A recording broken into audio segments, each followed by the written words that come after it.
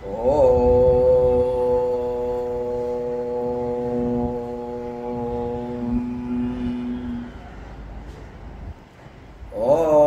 శ్రీ సత్యానంద యోగీంద్ర మరుణాచలవాసిన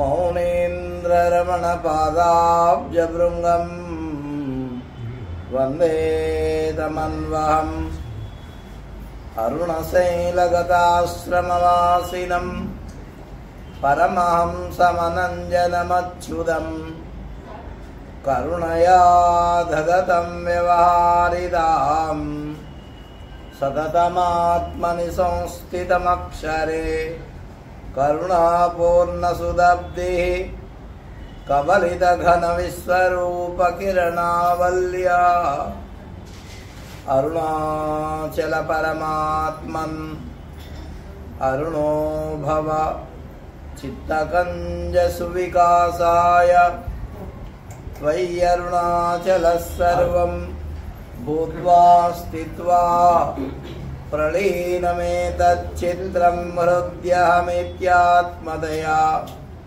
నృత్యసి భోస్తే వదంతి హృదయన్నామ త్వత్పాదాంబుజమర్చయామి పరమం త్వాం చింతయామ్యన్వహం త్వామీశం శరణం వ్రజామి వచసా త్వామేవ యాచే విభో వీక్షాం మే దిశ చాక్షుషీం సకరుణాం దివ్యైశ్చిరం ప్రార్థితాం శంభో లోకగురో మదీయ మనసః సౌఖ్యోపదేశం కురు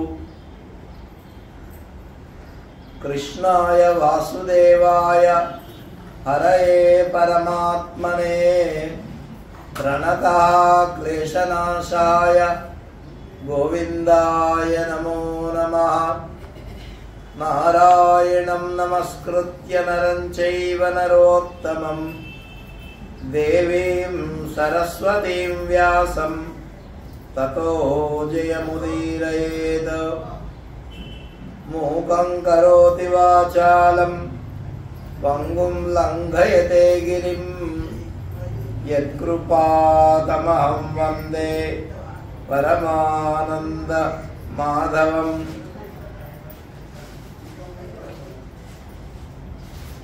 కరిముఖ జనకాపార కరుణాసాంద్ర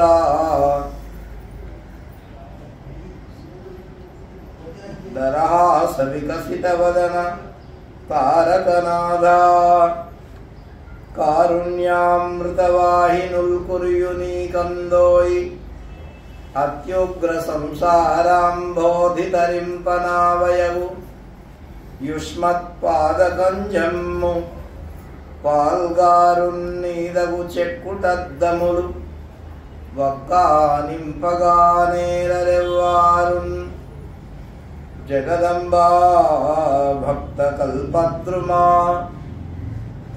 సద్గురుదేవుల చరణాల విందాలకు ప్రణామాలు అర్పిస్తూ నిన్న మనం ఈ శ్రావణ మాస కార్యక్రమంలో ఇవాళ 11వ రోజు. నిన్న మనం పరమేశ్వరుని యొక్క స్తుతిని తెలుసుకున్నాం. సంధ్యాదేవి ఎంతో భక్తితో భగవంతుణ్ణి స్తుతించింది. ఆమె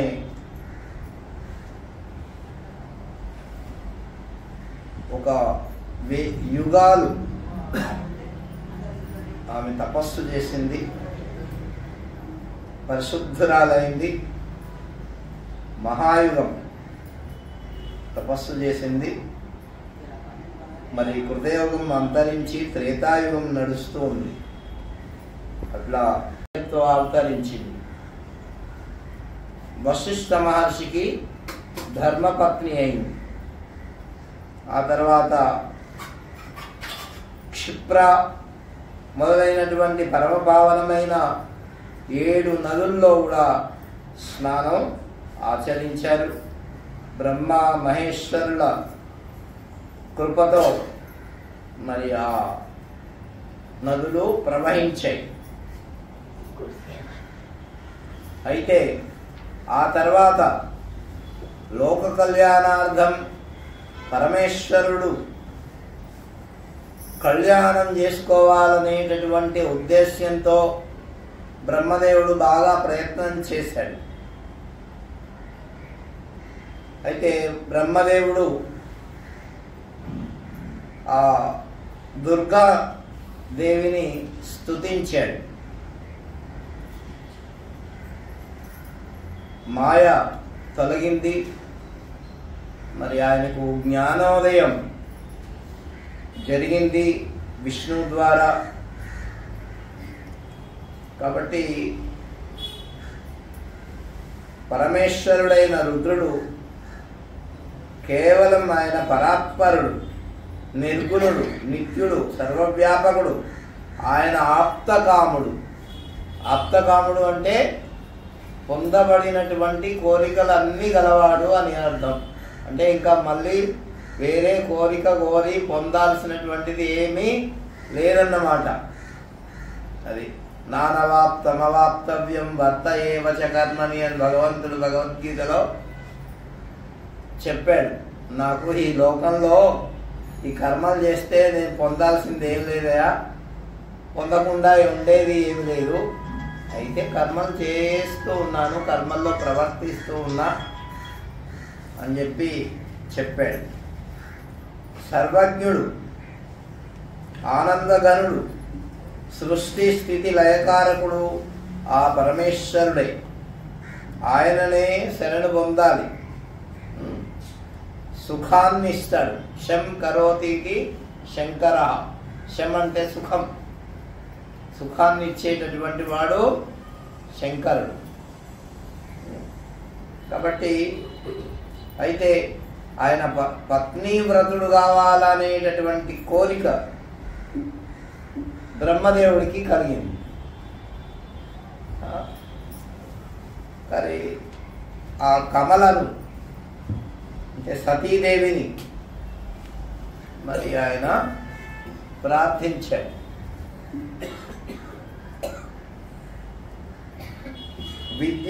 విద్యాత్మికాం శుద్ధాం పరబ్రహ్మస్వరూపిణీం స్తౌమి దేవీం జగద్ధాత్రీం దుర్గాం శంభుప్రియాం సదా సర్వత్ర వ్యాపినీం నిత్యాం నిరాలంబాం నిరాకులాం త్రిదేవ జననీం వందే స్థూలస్థూలామరూపిణీం త్వం చితి పరమానంద పరమాత్మస్వరూపిణి ప్రపన్నా భవదేవేశి మత్కార్యం కురుతే నమః. అమ్మా, నువ్వు ఎంతో దయగలిగినటువంటి దానివి, దుర్గవు, చైతన్యము నీవే, పరమాత్మ స్వరూపిణివి, ప్రసన్నురాలవుగా అని ప్రార్థించాడు. నా యొక్క కార్యాన్ని చక్కబెట్టు అని. ద్యుతిశ్చారు రూపా దివ్యా చతుర్భుజ సింహస్థావరహస్తా చ ముక్తామణి కచోత్కట శరదింద్వానవా శుభ్ర చంద్రపాల త్రిలోచన సర్వావయవరమ్యా చ కమలాంగ్రీన తద్యుతి.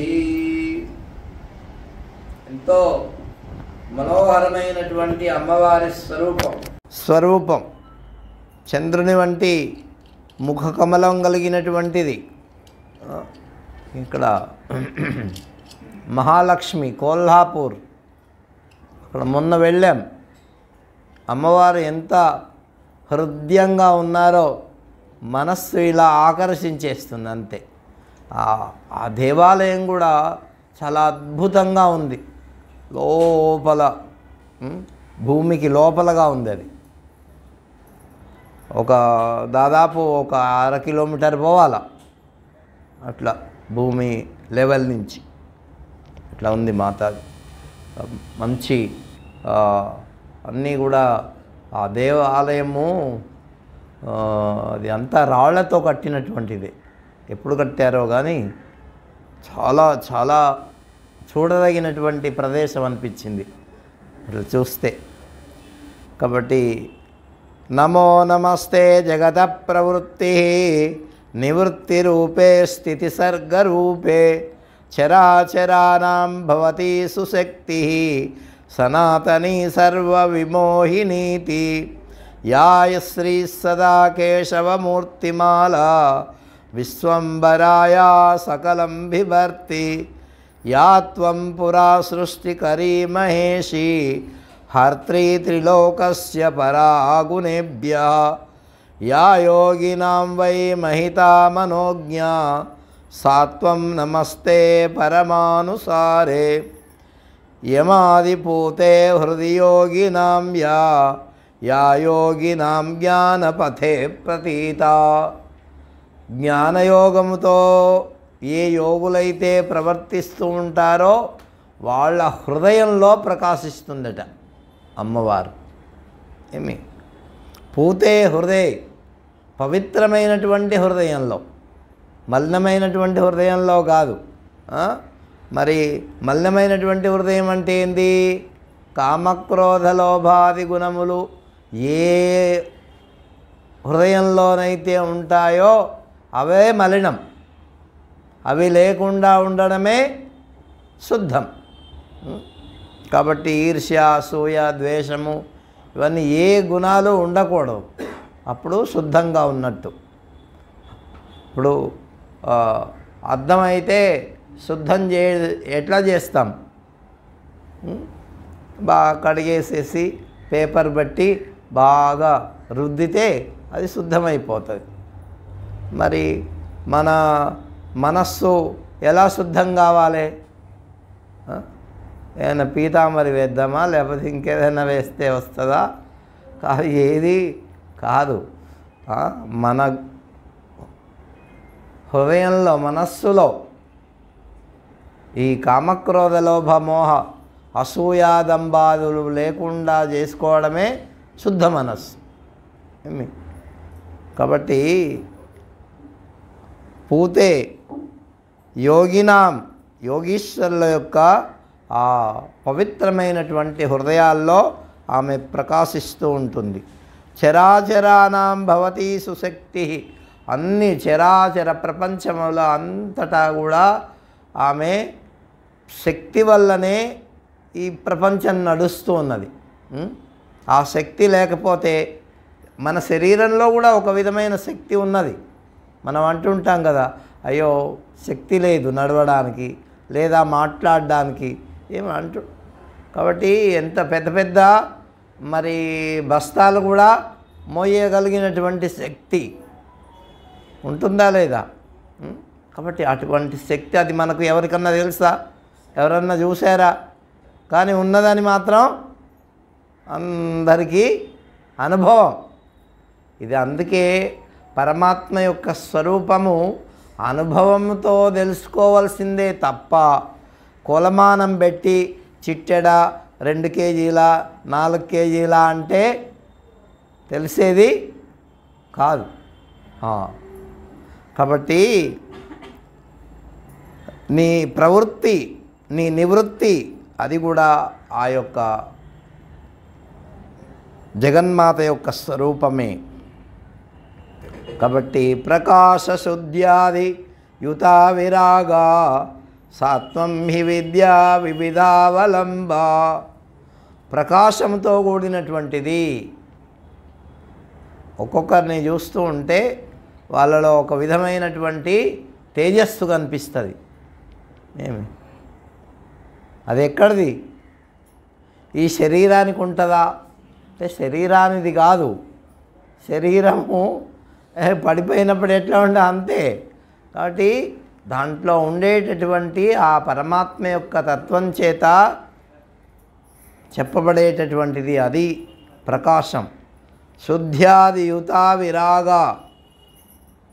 కాబట్టి కూటస్థం, అది అవ్యక్తం, అనంతం. కాలమయీ జగంతి వికార బీజం ప్రకరోషి నిత్యం గుణాన్వితా సర్వజనేషు నూనం త్వం వై గుణానాం చ శివే త్రయాణాం నిదానభూతా చ తతః పరాసి సత్వం రజస్తామస ఇత్యమీషాం వికారహీనా సమవస్థితిర్యా సత్వం గుణానాం జగదేకహేతు బ్రహ్మాండమారంభసి చాత్పిపాసి అశేష జగతాం బీజే జ్ఞేయజ్ఞానస్వరూపిణి జగద్ధితాయ సతతం శివపత్ని నమోస్తుతే. జగద్ధితాయ, అమ్మవారు ఏది చేసినా జగత్తు యొక్క హితం కోసం, మేలు కోసం చేస్తుంది. ఎలా చేస్తుంది? అశేష జగతాం, ఈ అశేషమైనటువంటి జగత్తులో ఎక్కడ చూసినా కూడా ఆమె ఎలా ఉంది? ప్రకాశ రూపంగా ఉంది, బీజ రూపంగా ఉంది.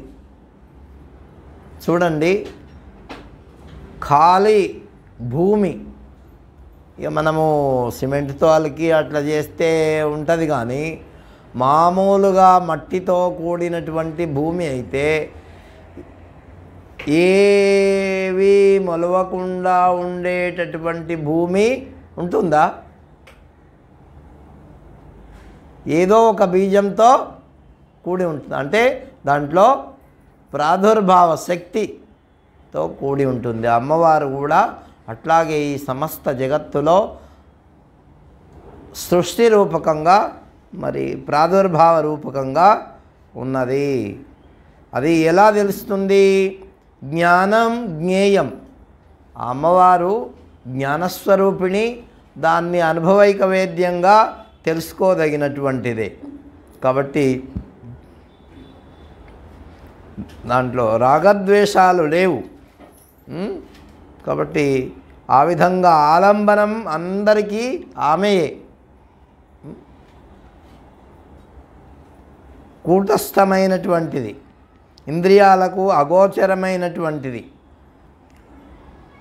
ఇలా జ్ఞాన మార్గంలో మరి బ్రహ్మదేవుడు పితామహుడు ఆ అమ్మవారిని ప్రార్థించాడు. ఆమె వత్స అని చెప్పేసేసి ఆయనకు దర్శనమిచ్చి నీ మనోరథాన్ని చెప్పు అని అడిగింది. అప్పుడు పరమేశ్వరి అడిగితే బ్రహ్మదేవుడు చెప్తున్నాడు, అమ్మా నా మనోరథాన్ని చెప్తున్నా. లలాటం నుంచి పుట్టినటువంటి భూతనాథుడైనటువంటి ఆ పరమశివుడు కైలాసగిరిలో యోగనిష్టలో ఉన్నాడు. తపస్సు చేస్తూ ఉన్నాడు. ఆయన ఏకాంతంగా ఉన్నాడు. కాబట్టి శక్తి యొక్క సహాయం ఆయనకు కావాలి.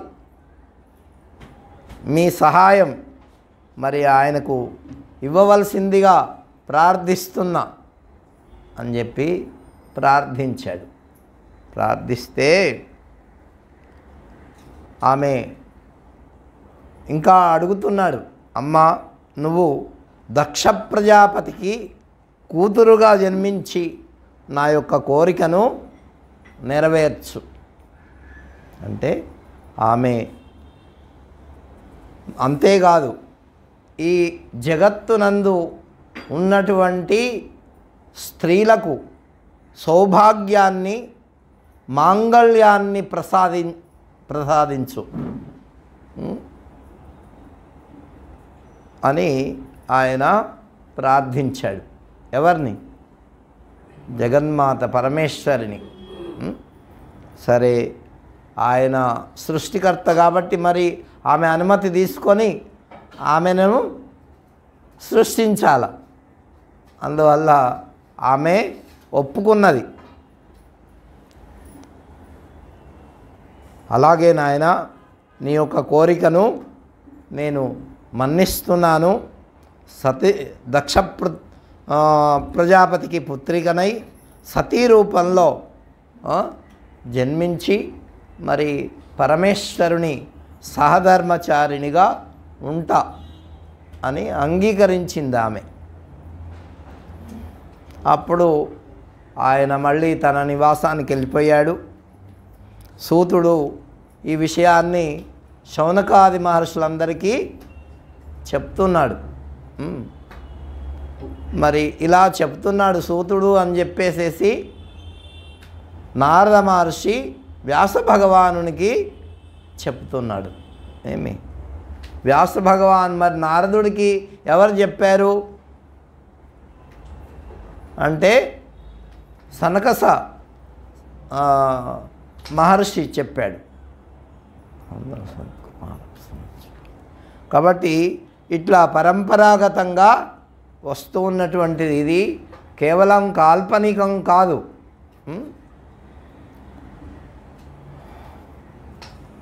మరి ఆమె కూడా అప్పుడు బాగా దక్ష ప్రజాపతి అమ్మవారు తన కడుపులో పుట్టాలంటే ఆయనకు కూడా ఒక శక్తి యోగం దక్షత కావాలి, అంటే సామర్థ్యం కావాలి. అందుకని దానికోసం ఆయన దక్ష ప్రజాపతి అమ్మవారిని పుత్రికగా పడేయడం కోసం అనేక సంవత్సరాలు తపస్సు చేశాడట.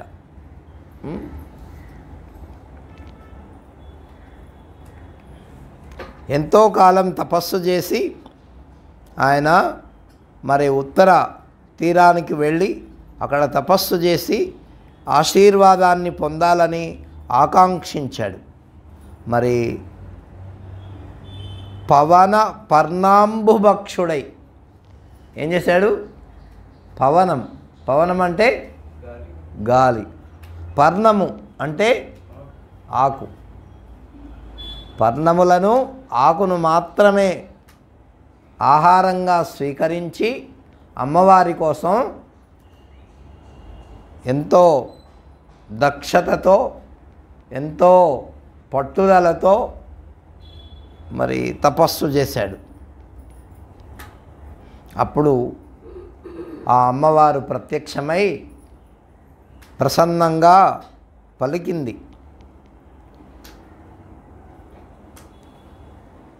దక్ష, నీ యొక్క కోరికను మన్నిస్తాను అని చెప్పి అంతర్ధానమైపోయింది. ఎన్ని జన్మలకైనా సరే నేను మరి పరమశివుణ్ణే పొందుతాను, నువ్వు కోరినట్లు, నీ ఆజ్ఞ, ఇది నా ఆజ్ఞ అని ఆమె చెప్పింది. అట్లాగే ఆయన మళ్ళీ తన గృహానికి విచ్చేశాడు. ఎంతో ఆనందంగా ఉన్నాడు. లోకమాత నాకు కూతురుగా జన్మిస్తుంది అని ప్రజాపతి అయినటువంటి దక్షుడు అనేక విధాలైనటువంటి మానసిక సృష్టి చేశాడు. సృష్టిలో మరి ఏ విధమైనటువంటి అభివృద్ధి లేకపోవడం గమనించి ఆ బ్రహ్మదేవుని దగ్గరికి వెళ్ళి ఆయన ప్రార్థించాడు. ప్రజా సంతతి ఇంకా వృద్ధి పొందాలనేటటువంటి కోరికతో ఉన్నాను అంటే అప్పుడు బ్రహ్మదేవుడు చెప్పాడు, పంచజన ప్రజాపతికి అసిక్ని అనేటటువంటి కూతురు ఉంది. పంచజన ప్రజాపతికి ఆమె పేరేంది? అసిక్ని. ఆమెను దక్షుడికి ఇచ్చి పెళ్లి చేశారు. మేము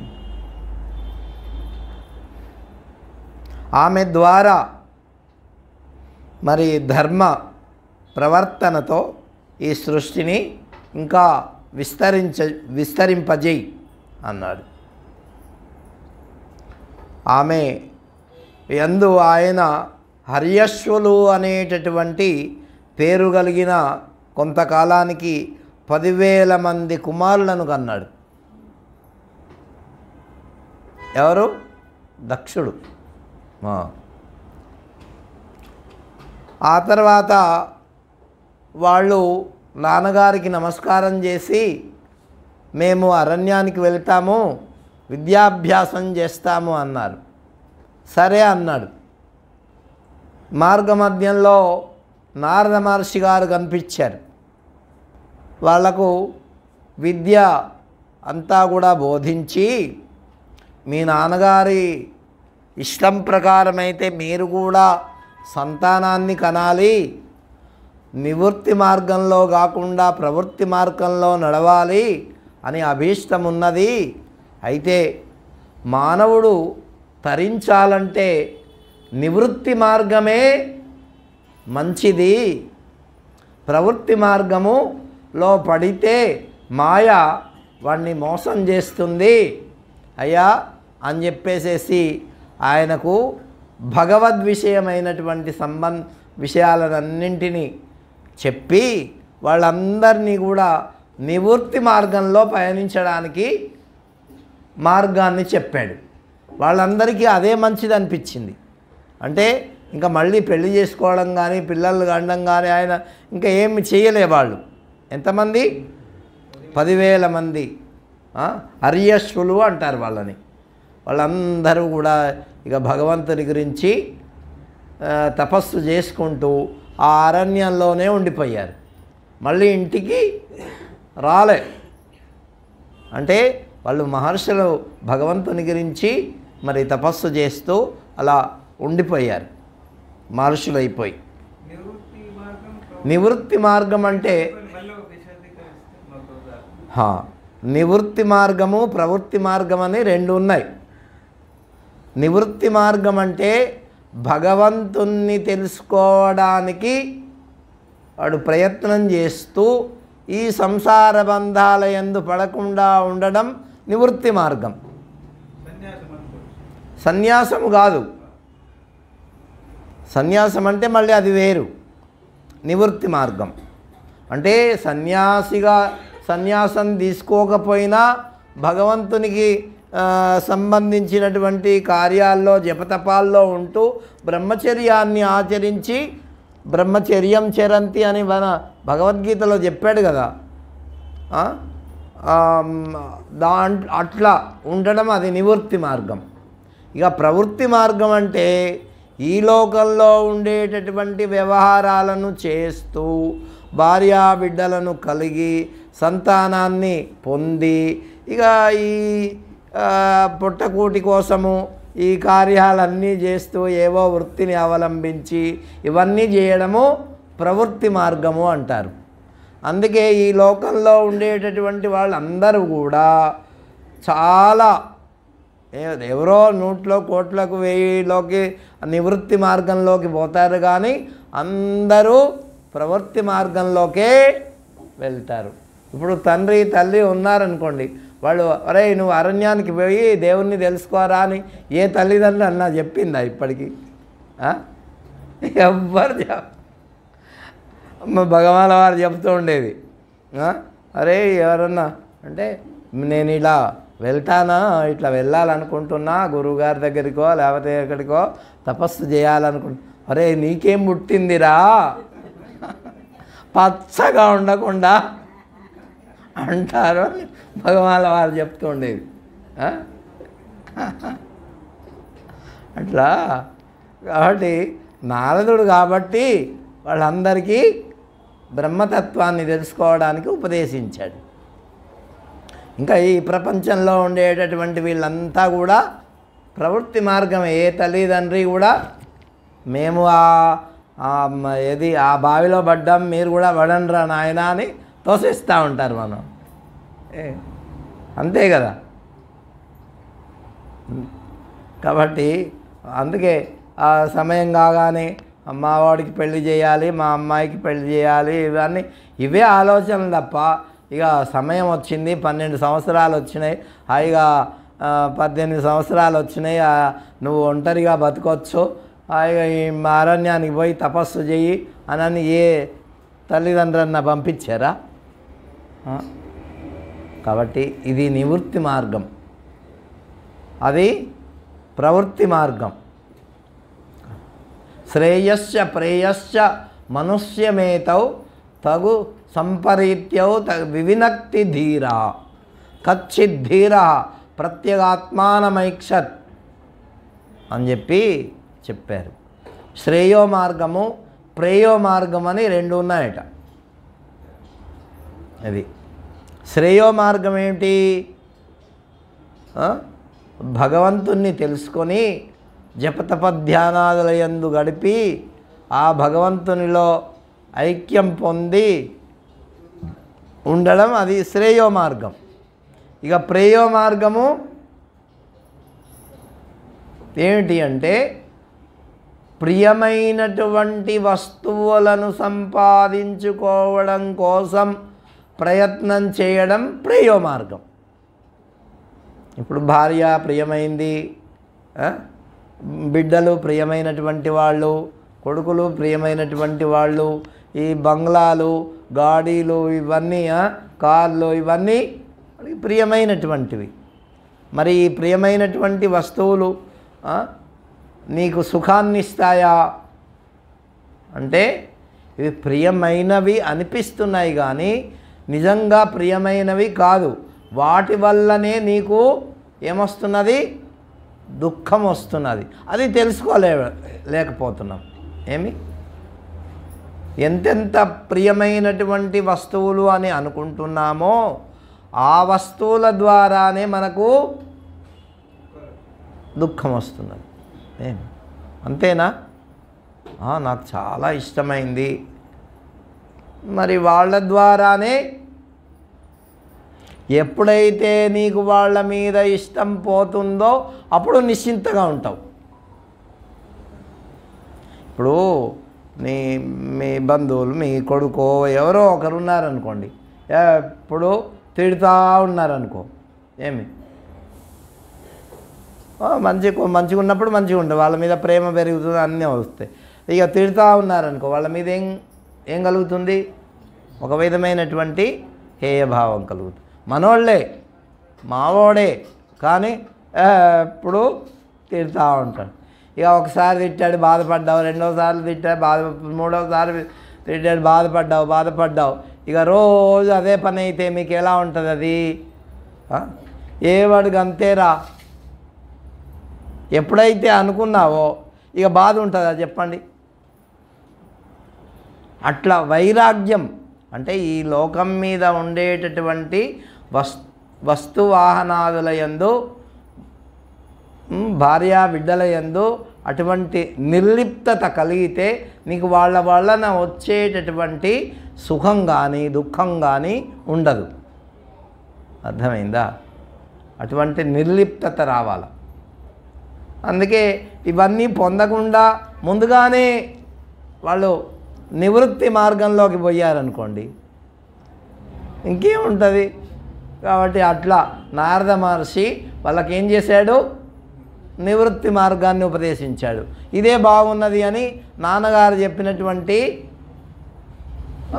మాటను నిర్లక్ష్యం చేసి వాళ్ళు ఆత్మారాములై ఆత్మజ్ఞానాన్ని పొందారు.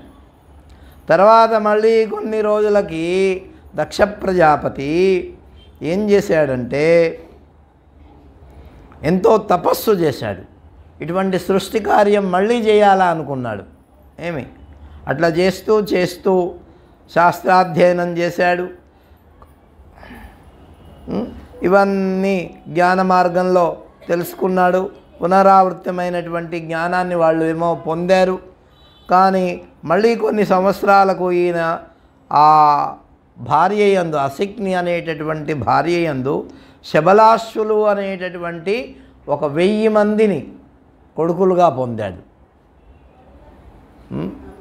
వాళ్ళు పొందిన తర్వాత వాళ్లకు కొద్దిగా వయస్సు రాగానే ఏం చేశాడంటే నారద మహర్షి మళ్ళీ వచ్చాడు.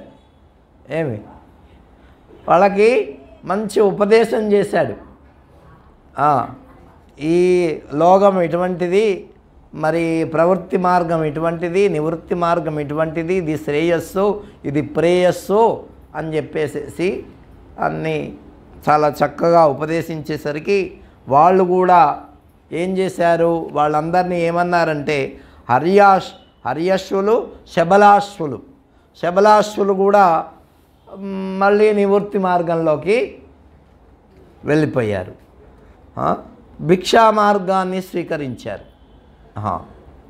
మరి సాధువేషంలో ఇట్లా తిరగడం ప్రారంభించి వాళ్ళు కూడా ఆత్మైక్య బోధాన్ని పరమాత్మ వైపు మరలిగారు.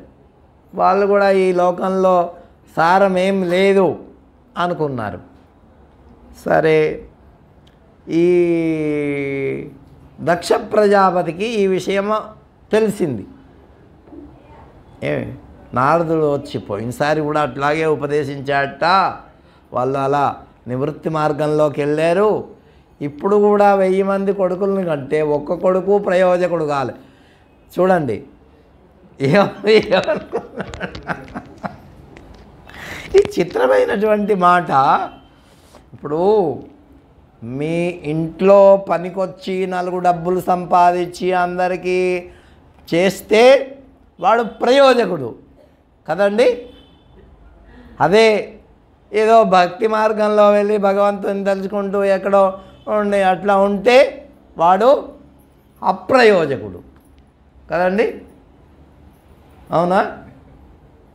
అంటే మన బుద్ధి ఎంత విపరీతంగా పనిచేస్తుందంటే, డబ్బులు సంపాదించి ఏవో కష్టాలు పడుతూ ఇంటిల్లిపాదిని పోషించేటటువంటి వాడు మంచోడు అనిపిస్తుంది మనకు కదా.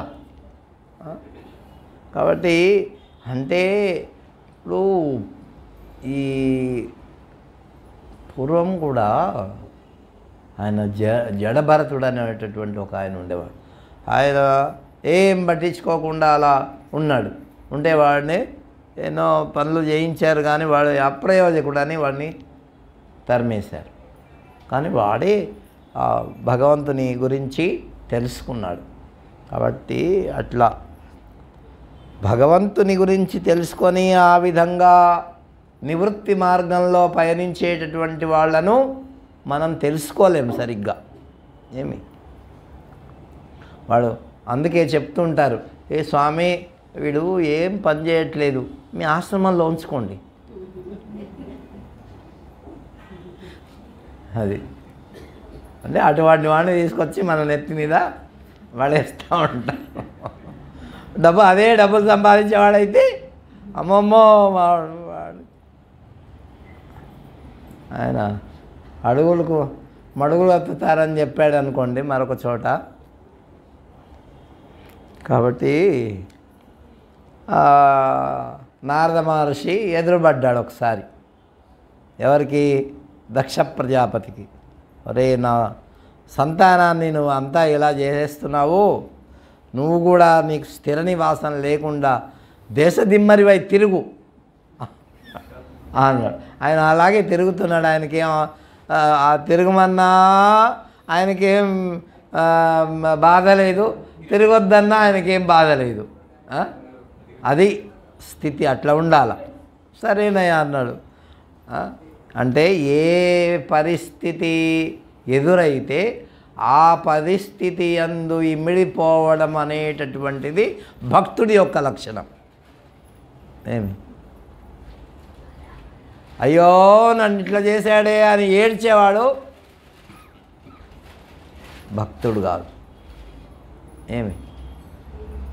ఏ స్థితిలోనన్నా ఉంచని, నరత్వం, దేవత్వం, నగవన మృగత్వం, మశగత, క్రిమిత్వం, కీటత్వం, విహజన్మాది ఏదైనా సరే అయితే ఏముండాలా? త్వత్పాదాంబుజస్మరణ పరమానందలహరీ విహార సక్తం చేత్ హృదయ కిం వపుష తేన వపుష. అయ్యా, క్రిమిగా పుట్టించు, కీటకంగా పుట్టించు, జంతువులుగా పుట్టించు, ఇంకేమన్నా నరదేవ శరీరమయ్యో, దేవతా శరీరం, ఏ శరీరమైనా నాకు పర్వాలేదయ్యా.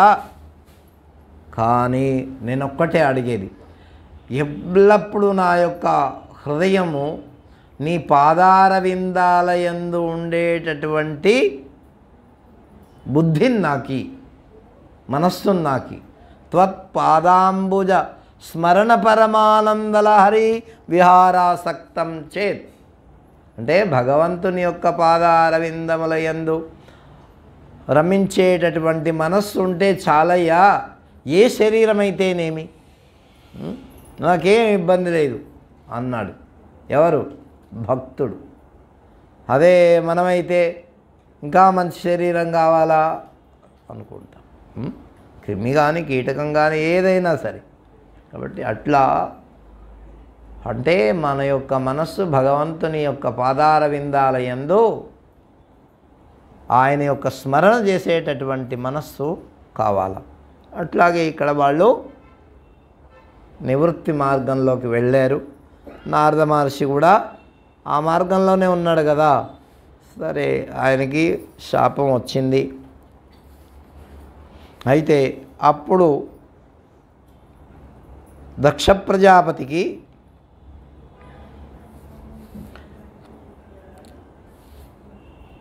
అరవై మంది కుమార్తెలను అన్నాడు. తర్వాత అందులో మన సతీదేవి కొంతమంది కనిష్ట అంటారు, కొంతమంది మధ్యమ అంటారు, కొంతమంది జ్యేష్ఠ అంటారు. ఏదో మనకు తెలీదు. మొత్తానికి కనిష్టగా పేరు పొందింది ఆమె. అందరికంటే చిన్నదాని మీద ప్రేమ ఎక్కువ ఉంటుందా? అవునా?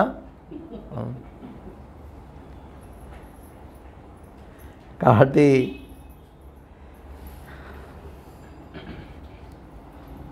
ఆ వృత్తాంతమంతా కూడా దక్ష ప్రజాపతి మరి ఆమెను ఎంతో అల్లారు ముద్దుగా పెంచాడు.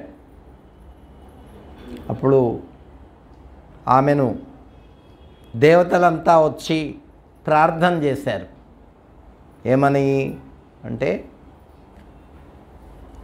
మహేశాని నమస్తుభ్యం జగదంబే సనాతని కృపాం కురు మహాదేవి సత్యే సత్యస్వరూపిణి శివా శాంతా మహామాయా యోగ నిద్రా జగన్మయీ యా ప్రోచ్యతే వేదవిద్భిః నమామి త్వాం హితావహం యయా ధాతా జగత్సృష్టౌ నియుక్తాస్తాం పురాకరోత్ తాం తాం నమామి పరమాం జగద్ధాత్రీం మహేశ్వరీం యా యా విష్ణుర్జగత్ స్థిత్యై నియుక్తస్తాం సదా కరోత్ తాం త్వాం నమామి పరమాం జగద్ధాత్రీం మహేశ్వరీం అని దేవతలందరూ కూడా ఆ పరమేశ్వరిని ప్రార్థించారు.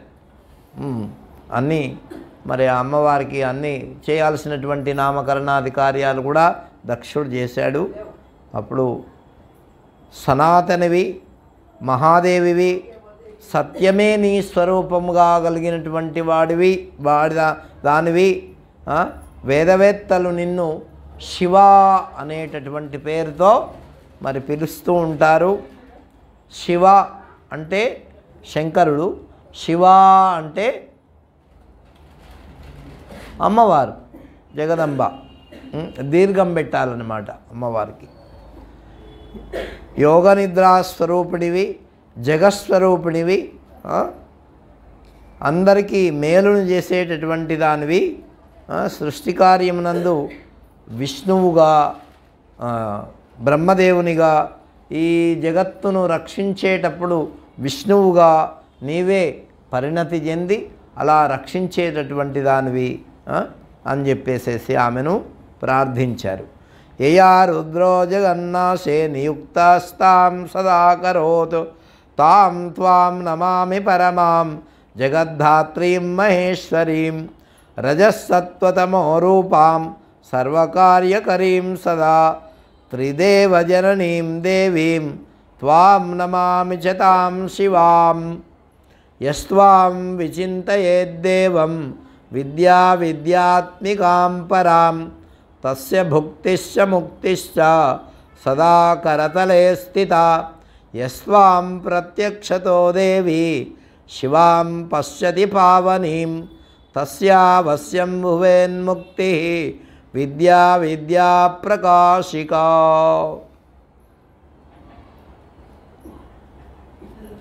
మరి ఈ త్రిమూర్తులను నువ్వే ఈ జగత్సృష్టి యందు నియమించినటువంటి దానివి. సృష్టి కార్యంలో బ్రహ్మదేవునిగా, స్థితి పాలన సమయంలో విష్ణుదేవునిగా, సంహార సమయంలో రుద్రదేవునిగా నీవే ప్రకాశిస్తూ ఉన్నావు. నిన్ను కొల్చేటటువంటి వాళ్లకు అంటే కొన్ని దేవతలను పూజిస్తే ధనమన్నా ఇస్తారు, ఇంకేదన్నా ఇస్తారు, లేకపోతే భక్తి ఏదన్నా ఇస్తారు. కానీ అమ్మవారిని పూజిస్తేనట భుక్తి ముక్తి రెండు ఇస్తుందట ఆమె. ఏమిటి? భుక్తి తినడానికి, ముక్తి తర్వాత. అందుకే శ్రీ విద్య అంత ప్రశస్తమైనటువంటిది. భుక్తిని ముక్తిని రెండింటినీ ఇస్తుంది. ఏ స్తువంతి జగన్మాత భవానీ అంబికేతి చ జగన్మాయీతి దుర్గేతి సర్వం తేషాం భవిష్యతి. ఎవరైతే అమ్మ, భవానీ, అంబిక, జగన్మాత, దుర్గా అని స్తుతిస్తారో, సేవిస్తారో, ధ్యానిస్తారో ఆమె అందరికీ అన్నీ ఇస్తుందట. అటువంటి వాళ్ళకి ఇది లేదు అనేటటువంటి మాట అమ్మవారి దగ్గర లేదు. అది అందుకే అమ్మవారికి అంత శక్తి స్వరూపిణి ఆమె.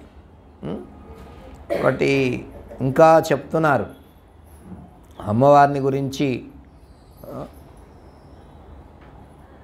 ఈ విధంగా దేవతలు ఇలా స్తుతించారు.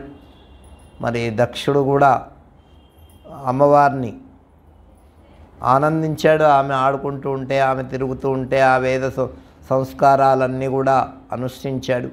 ఆ తర్వాత ఆమెకు ఏం పేరు పెట్టాడంటే ఉమా అనే పేరు పెట్టాడు. ఏం పేరు? ఉమా. ఆమె పరమేశ్వరుని గురించి ఎంతో తపస్సు చేసిన తర్వాత హిమాలయాలకు వెళ్ళి ఎంతో తపస్సు చేసింది. పరమేశ్వరుడు ప్రసన్నుడు కావాలి కదా మరి, అందుకోసం అప్పుడు తపస్సు చేస్తూ ఉంటేట ఆమె కేవలం పర్ణములు, ఆకులు మాత్రమే తిని తపస్సు చేసింది. ఆ తర్వాత ఆ ఆకులను కూడా మానేసింది. అందుకని ఆమెకి ఏం పేరు పడిందంటే అపర్ణ అని పేరు పడింది. మన వాళ్ళు పెట్టుకుంటారు కదా అపర్ణ అంటే ఆకులు కూడా తినకుండా తపస్సు చేసినటువంటి తల్లి కాబట్టి అపర్ణ అని పేరు పడింది. తర్వాత ఉమా అంటే ఎంతో కాలం అట్లాగే పరమేశ్వరుని గురించి తపస్సు చేస్తూ ఉంది. చేస్తూ ఉంటే ఇంకా చాలే తల్లి అని అన్నట. ఎవరు? దక్షుడు వాళ్ళ అమ్మ. అంటే మా అంటే వద్దు అని, ఉత్తి మా అంటే అప్పుడు ఉమా అని పేరు ఆమెకి వచ్చింది.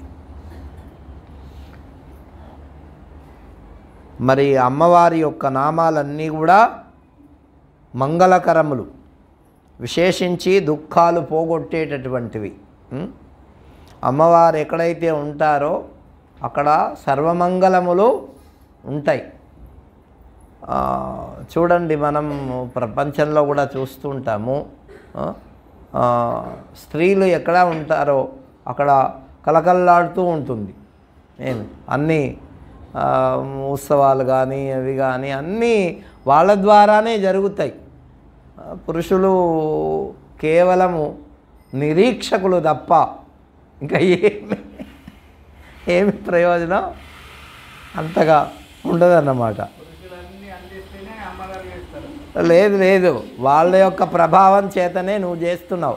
లేకపోతే వాళ్ళ యొక్క ప్రేరణ లేకపోతే నువ్వు సోమరిలాగా పడుకుంటావు. ఇద్దే అద్దే అని చెప్తే డబుల్ దే అంటే ఆమె యొక్క ప్రభావం చేత నువ్వు పనిచేస్తావు. ఏమి యో డ్యూటీ టైం అయిపోయింది, డ్యూటీకి లే అంటే అప్పుడు లేదు, లేకపోతే పడుకొని ఉంటావు.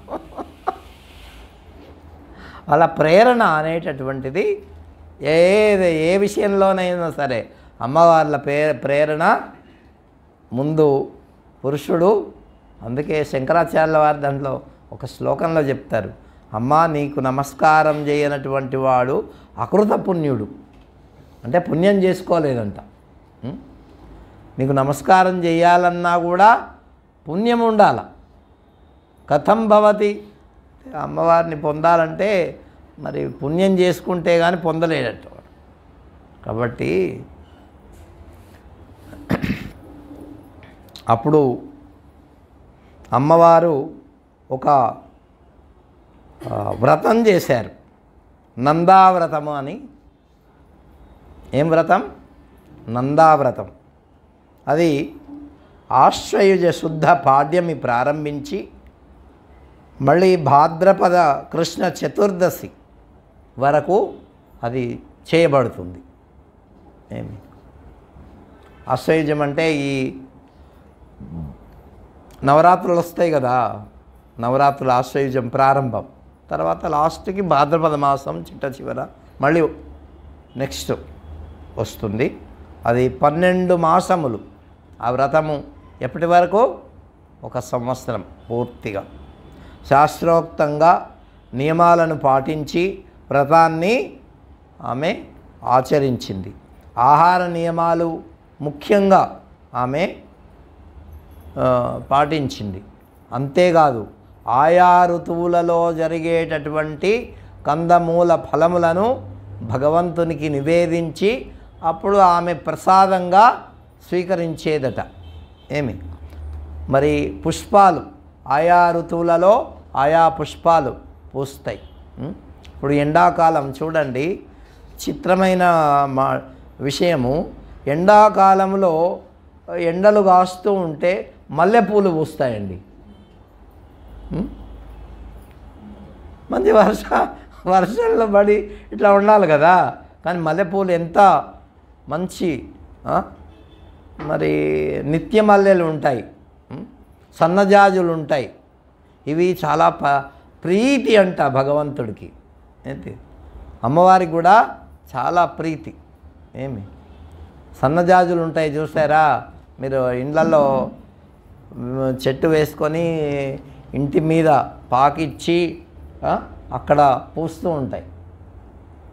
ఇవి సాధారణంగా ఒక నెల 2 నెలలు తప్ప అన్ని నెలలు పూస్తూనే ఉంటాయి. దాని సుగంధం ఎంత బాగుంటుంది, ఎక్కువ వాసన ఉండకుండా అటువంటిది. కాబట్టి ఋతువులు శివారాధన ఆమె అలా సంవత్సరం పాటు చేసింది. చేసిన తర్వాత భగవంతుణ్ణి స్తుతించింది. ఎలా స్తుతించింది అంటే, ఓం నమో భగవతే తుభ్యం యత ఏతచ్చరాచరం పురుషాయ మహేశాయ పరేశాయ మహాత్మనే ఆదిబీజాయ సర్వేషాం ఛిద్రూపాయ పరాయ చ బ్రహ్మణే నిర్వికారాయ ప్రకృతే పురుషస్య చ యయిదం ప్రతిసంపంచేద్యం ఏనేదం వికచాస్తి యస్మాదిదం యతశ్చేదం యస్యేదం త్వం చ యత్నతః. ప్రయత్నపూర్వకంగా భగవంతుణ్ణి ఆమె అర్చించింది, ఆయన యొక్క స్వరూపాన్ని తెలుసుకున్నది. ఏమి ఈ సమస్త జగత్తుకంతా ఆయన ఈశ్వరుడు. యోస్మాత్ పరస్మాత్ చ పరో నిర్వికారీ మహాప్రభు ఈక్షతే యస్త్వాత్మనీదం తం నతాస్మ్యస్వయంభువం. నీకు అటువంటి పరమాత్మకు నిర్వికారుడైనటువంటి పరబ్రహ్మానికి నేను నమస్కారం చేస్తున్నా అని అనేక విధాలుగా ప్రార్థించింది. ఆమె ప్రార్థన ఇంకా ఉన్నది. అవిదృక్పర సాక్షి సర్వాత్మానేక రూపదృక్ ఆత్మభూత పరం బ్రహ్మ తపంతం శరణం గతాః. నీకు శరణు పొందాను, నన్ను రక్షించు. నయస్య దేవాఋషయః సిద్ధాశ్చ నవిదుపదం. నిన్ను దేవతలు కానీ ఋషీశ్వరులు కానీ మొదలైనటువంటి వాళ్ళు ఎవ్వరూ తెలుసుకోలేరు. నమే విదుస్సురగణాః ప్రభవం న మహర్షయః అని భగవద్గీతలో కూడా చెప్పాడు. దేవతలు ఋషిగణములు మొదలైనటువంటి వాళ్ళు నన్ను తెలుసుకోలేరయ్యా అంటే ఈమె కూడా అట్లాగే భగవంతుని నిన్నెవరు తెలుసుకోలేరు. చరితం సుగతిస్త్వస్యం సలోకవ్రతమవ్రణం త్వజ్జన్మాది వికారానో విద్యంతే కేపి దుఃఖదా. అది నీకు అసలు పుట్టుకే లేదు ఏమి, అటువంటప్పుడు శరీర వికారాలు ఉంటాయా? ఏముండవు. ఇక శరీర వికారాలు లేకపోతే దుఃఖం ఎక్కడి నుంచి ఉంటుంది? మనం పుట్టాము, చిన్నప్పుడు ఏడ్చాము, పెద్ద పెరిగిన తర్వాత ఏంటి ఒక వయస్సు వచ్చిన తర్వాత అప్పుడు కూడా ఏడుస్తున్నాడు ఏదేదో కావాలని కదా. అవునా? ఏడుస్తాడా ఏడవడా? మీరు అందరూ చెప్పాలి. ఇక ఎందుకంటే తర్వాత ఏదో కొద్దిగా వచ్చి వాడు అన్నీ కోరినవన్నీ రావు, ఏదో వాడు అట్లా వస్తే దాంతోనే సర్దుకుపోవాలా. ఏం చేయాలా? అవునా? మీరందరూ సర్దుకుపోతున్నారా? లేకపోతే ప్రకృష్టంగా అన్నీ సంపాదించుకున్నా? మనం కోరినవన్నీ ఎప్పుడు ఎక్కడ రావు, వస్తాయా? లోపల ఏమో ఉంటాయి, ఇక ఉన్నదాంతో సర్దుకుపోతే చాలే అని చెప్పి అట్లా సర్దుకుపోయేవాడు కొద్దిగానన్నా సుఖంగా ఉంటాడు. సర్దుకుపోనటువంటి వాళ్ళు ఇక వాళ్ళ దుఃఖం చెప్పక్కర్లా ఏమి. అందుకే అడ్జస్ట్మెంట్, జీవితంలో అడ్జస్ట్మెంట్ చాలా అందం ఏమి, అది వాళ్ళ జీవితానికి సుఖాన్ని ఇస్తుంది. కాబట్టి తర్వాత ముసలి అయిన తర్వాత ఈ శరీరము ఏమవుతుంది? మన స్వాధీనంలో కాళ్ళు నొప్పులు, కళ్ళు నొప్పులు, ముక్కు నొప్పి, కాళ్ళు నొప్పి, ఇక అన్నీ ఎన్నో చెప్పక్కర్లే. పుడితే ఈ శరీరంతో మరి దుఃఖాలే దుఃఖాలు. కాబట్టి ఇటువంటి దుఃఖాల్లో పడి మరి నీకైతే పుట్టుకే లేదు, ఇటువంటి దుఃఖాలు లేవు కదా. అటువంటి వాడివి నువ్వు ఇటువంటి వికారాలతో ఉన్నటువంటి మమ్మల్ని రక్షించాలి అని ఎవరు స్తుతిస్తున్నారు పరమేశ్వరుని? అమ్మవారు స్తుతిస్తున్నది. ఇంకా స్తుతి పూర్తి కాలే ఏమి. కాబట్టి ఆ స్తుతిని ఇంకా రేపు తెలుసుకుందాం కొద్దిగా. మనము ప్రధానంగా ఏమి ఈ శివమహాపురాణంలో ఎన్నో కథలు ఉన్నాయి ఇంకా మధ్యలో. అవి కూడా తెలుసుకోవడానికి కొంత మనం ప్రయత్నం చేద్దాం. కానీ ప్రధానంగా భగవంతుణ్ణి స్తుతించేటటువంటి విషయాన్ని మనం తెలుసుకోవాలి. ఎందుకు అంటే భగవంతుణ్ణి స్తుతించడమే ప్రధానమైనటువంటి పురాణానికి లక్ష్యం. అర్థమైందా? కాబట్టి ఆ విధంగా తెలుసుకోవడానికి ప్రయత్నం చేద్దాం. శ్రీరామ జయ రామ జయ జయ రామ, శ్రీరామ జయ రామ జయ జయ రామ, శ్రీరామ జయ రామ జయ జయ రామ, శ్రీరామ జయ రామ జయ జయ రామ, శ్రీరామ జయ రామ జయ జయ రామ, శ్రీరామ జయ రామ జయ జయ రామ, శ్రీరామ జయ రామ జయ జయ రామ, శ్రీరామ జయ రామ జయ జయ రామ, శ్రీరామ జయ రామ జయ జయ రామ, శ్రీరామ జయ రామ జయ జయ రామ, శ్రీరామ జయ రామ జయ జయ రామ.